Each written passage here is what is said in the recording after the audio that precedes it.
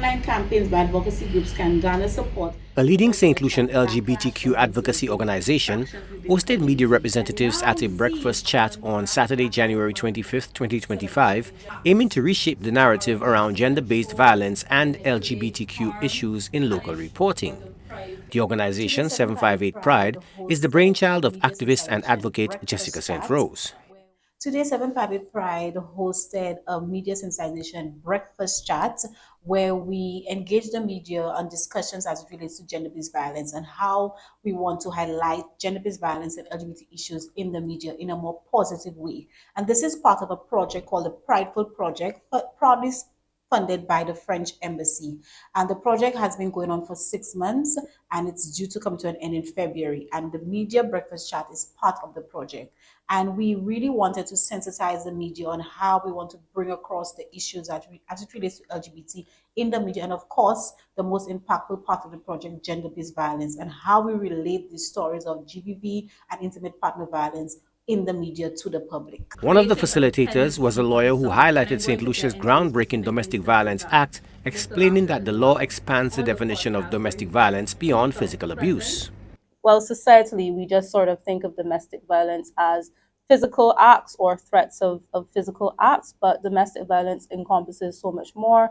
It can encompass economic and financial abuse, coercion as well as cyber stalking. So those are just a few aspects of domestic violence that the Act insists on expanding upon. Also, the Act provides for a non-discriminatory clause, which specifically says any person who wants to seek access to the protections under the Act ought not to be discriminated on the basis of race, sex, gender, sexual orientation, gender identity, disability, and so on. So the fact that the Act has explicitly provided for this is quite significant. The Act also provides for expansive protections for victims, including protection orders, bonds, and gives police certain rights under the Act. St. Rose, who lauded the government for the trailblazing legislation, also highlighted ongoing challenges facing the LGBTQ community despite recent progress.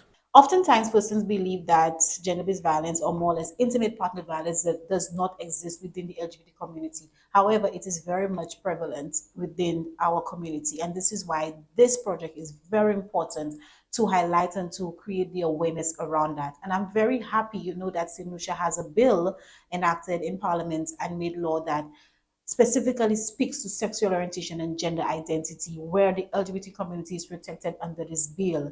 And I give kudos to the stakeholders and the government for being so inclusive and engaging the LGBT community to be part of this bill. And the organization stressed the need for more media coverage of positive stories.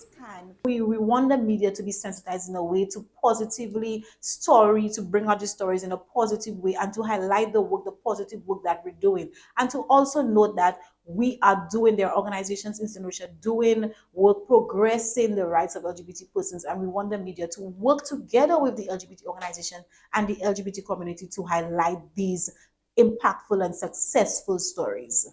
According to stakeholders, the Prideful Project, funded by the French Embassy and implemented by Unite Caribbean, seeks to create a safer and more equitable community for the LGBTQ community in St. Lucia. Joachim Duplessis, HDS News Force.